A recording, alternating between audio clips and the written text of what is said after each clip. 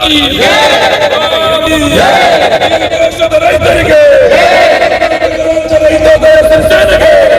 ಕರ್ನಾಟಕ ರಾಜ್ಯ ರೈತೋದಯ ಸೇನೆಗೆ ಕಲ್ಯಾಣೋತ್ಸವ ಮಾಡಿದ ರೈತೋದಯ ಸೇನೆಗೆ ರೈತೋದಯ ಕಲ್ಯಾಣೋತ್ಸವ ಮಾಡಿದ ರೈತೋದಯಕ್ಕೆ ಮತಾಕಿ ಈ ದೇಶ ಮುಂದಿನ ಮುಸ್ಲಿಂ ಮನೆ ಮಾಡ್ತೀವಿ ಅದು ನಮ್ಗಾಗುತ್ತೆ ಅವಮಾನ ನಿಮ್ಗಾಗುತ್ತೆ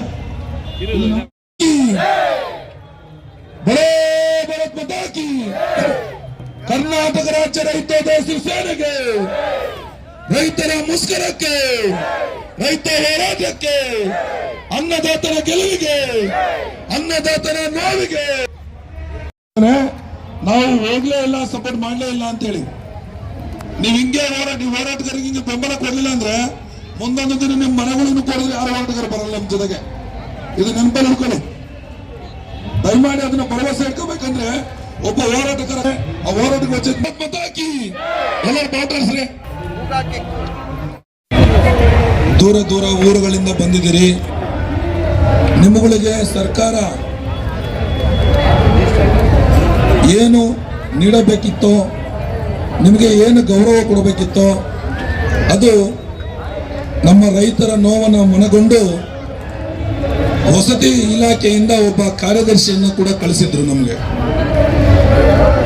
ಅವರು ನಮ್ಮ ಮನವಿಯನ್ನು ತಗೊಂಡಿದ್ದಾರೆ. ನಾವು ಇಟ್ಟಿರೋದು ಮೊದಲನೇ ಹೆಜ್ಜೆ. ನಾವ್ಯಾರು ರಾಜಕಾರಣಿಗಳಲ್ಲ, ನಾವೆಲ್ಲ ರೈತರ ಮಕ್ಕಳು. ನಮಗೆ ಮುಕ್ತತೆನೇ ನಮ್ಮ ಜೀವನ. ನಮಗೆ ಯಾರು ಒಳ್ಳೆ ಮಾತು ಮಾತಾಡ್ತಾರೋ ಅವರೇ ನಮ್ಮ ಆಸ್ತಿ. ನಮ್ಮ ಬಗ್ಗೆ ಚೂರಿ ಚುಚ್ಚೋನು ಕೂಡ ನಮ್ಮ ಹತ್ರ ಒಳ್ಳೆ ಮಾತು ಮಾತಾಡಿ ಚೂರಿ ಚುಚ್ಚೋದ್ರು ಚುಚ್ಚಿಸ್ಕೊಳ್ತೀವಿ ನಾವು. ಅದಕ್ಕೆ ಈ ದೇಶದ ರೈತರಿಗೆ ಬೆಲೆ ಇಲ್ಲ.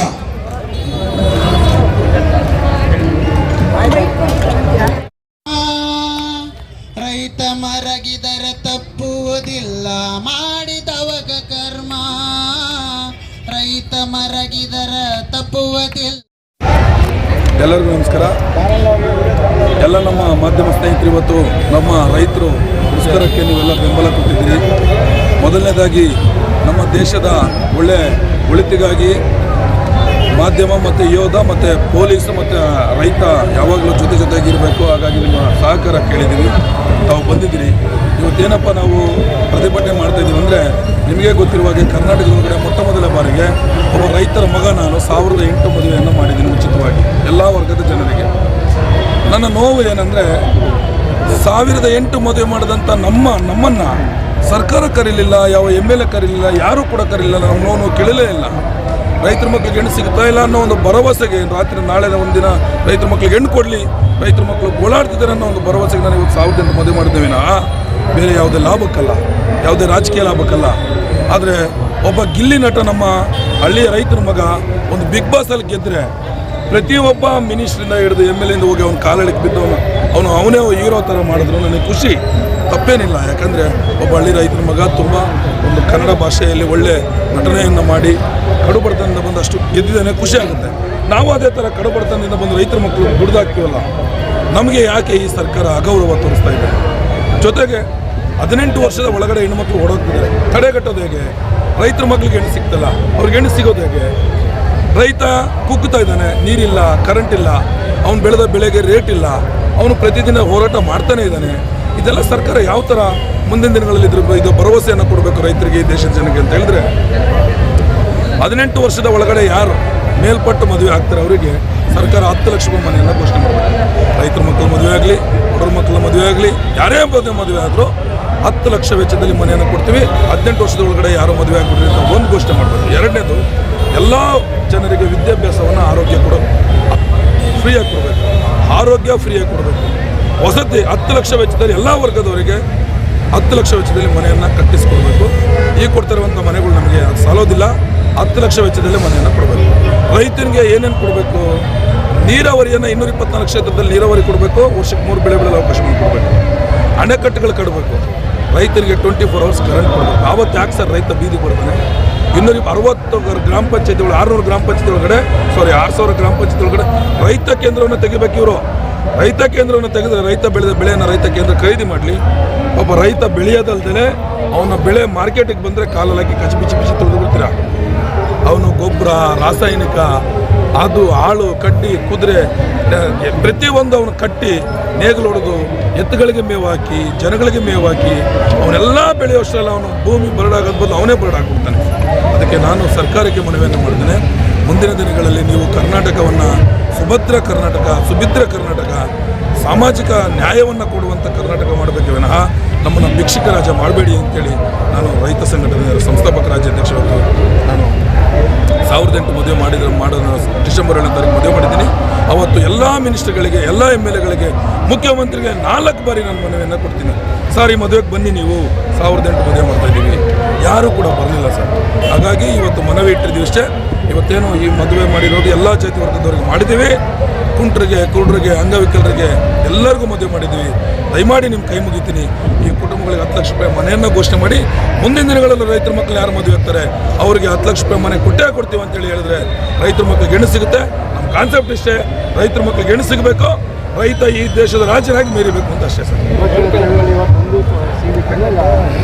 ಸರ್, ಸೀಮಿತ ಅಲ್ಲ ಸರ್. ನಾನು ಮೊನ್ನೆ ಜಮೀರ್ ಅವ್ರು ನಮ್ಮನ್ನು ಕರೆದಾಗ ಹುಬ್ಳಿಗೆ ಕರೆದ್ರು ಸರ್. ಯಾಕಂದರೆ ನಾನು 1008 ಮದುವೆ ಮಾಡಿದ್ರು ಸೋಷಿಯಲ್ ಮೀಡಿಯಾದಲ್ಲಿ ನೋಡಿದ್ದೀನಿ ಅಂತ ಹೇಳಿದ್ರು. ಖುಷಿ ಆಯ್ತು ನನಗೆ.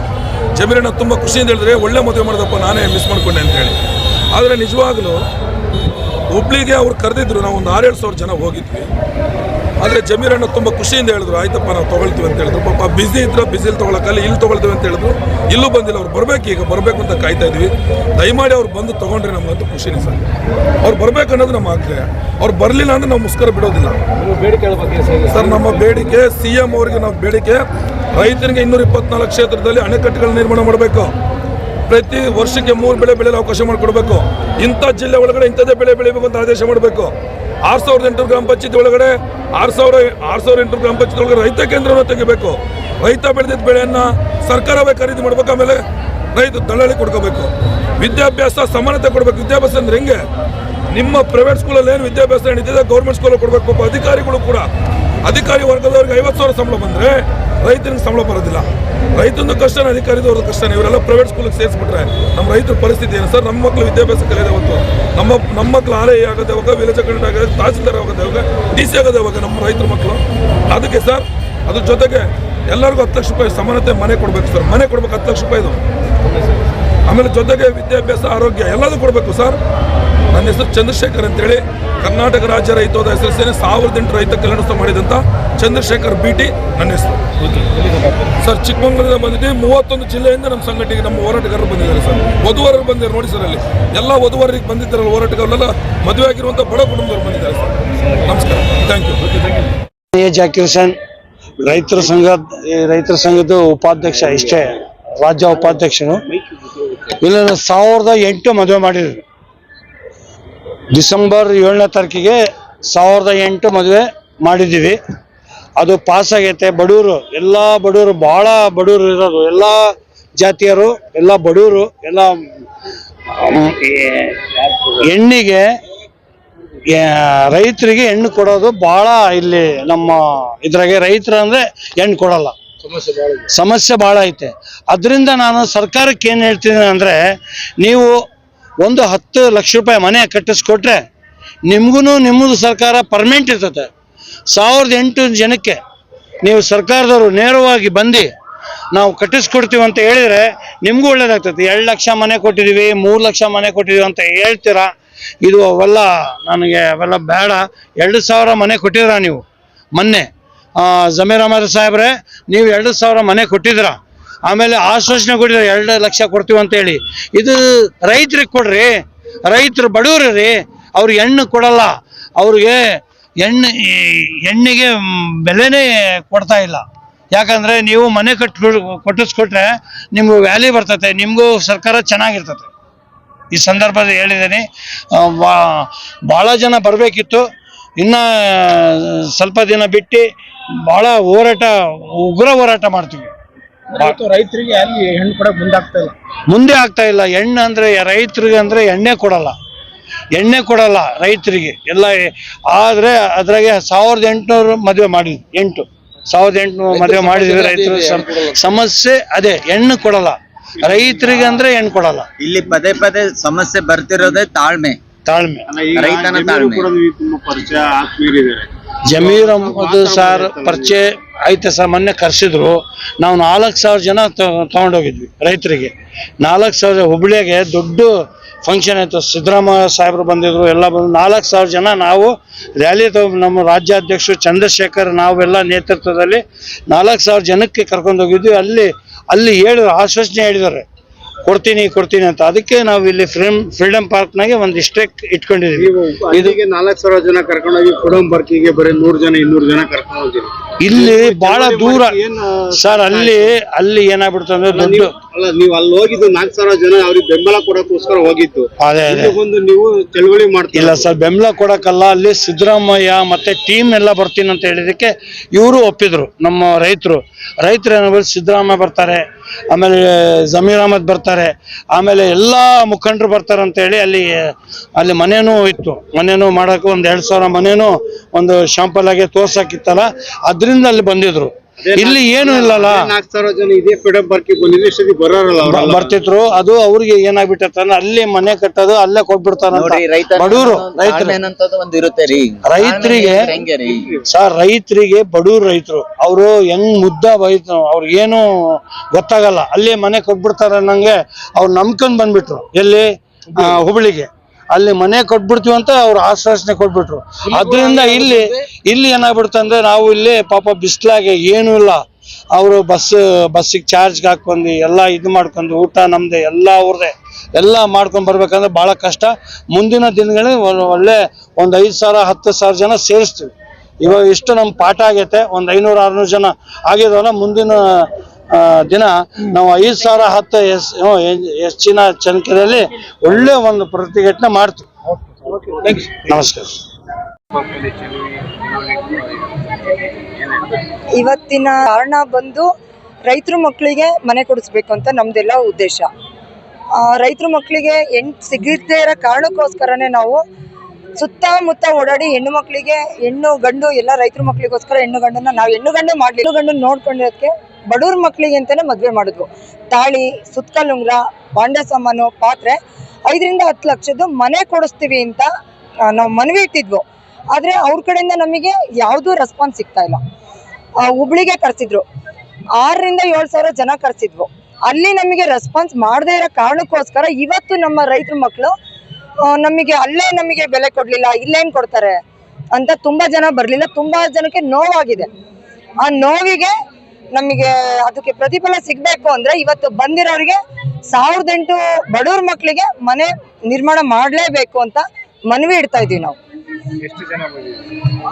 ಯಾವತ್ತು ಸರ್? ಇವತ್ತು ಹೆಚ್ಚು ಕಮ್ಮಿ 2,000 ಜನ ಸೇರಿದೀವಿ ಸರ್. 2,000-3,000 ಜನ ಸೇರಿದೀವಿ. ಬಿಟ್ಟು ಹೋಗಲ್ಲ ಸರ್ ನಾವು. ಜಮೀರ್ ಅಹಮದ್ ಸರ್ ಬರ್ಲೇಬೇಕು, ಮನವಿ ಮಾಡ್ಲೇಬೇಕು ಸರ್. ಈಗ ಹುಬ್ಳಿಲಿ ಆದೇಶ ಮಾಡಿದ್ರು. ಯಾರಿಗ್ ಮಾಡಿದ್ರು, ಯಾರಿಗ್ ಕೊಟ್ಟರು, ಯಾವ ಊರಿಗೆ ಕೊಟ್ರು, ಎಷ್ಟು ಜಿಲ್ಲೆಗೆ ಕೊಟ್ರು, ನಮಗೆ ಅದು ಬೇಡ. ಆದ್ರೆ ನಮಗೆ ಬೇಕಾಗಿರೋದು ಏನ್ ಬೇಕು, ರೈತರ ಮಕ್ಕಳಿಗೆ ಮನೆ ಬೇಕು. 1,008 ಮದ್ವೆ ಮಾಡಿದವರು BT ಚಂದ್ರಶೇಖರ್ ಅವರು ಎಷ್ಟು ಕಷ್ಟಪಟ್ಟು ಮಾಡಿದ್ರು. ಎಲ್ರು ಹೆಣ್ಮಕ್ಳು ಏನೇನೋ ಮಾತಾಡಿದ್ರು, ಕೆಟ್ಟದಾಗೆಲ್ಲ ಮಾತಾಡಿದ್ರು, ಏನೇನೋ ಆಯ್ತು.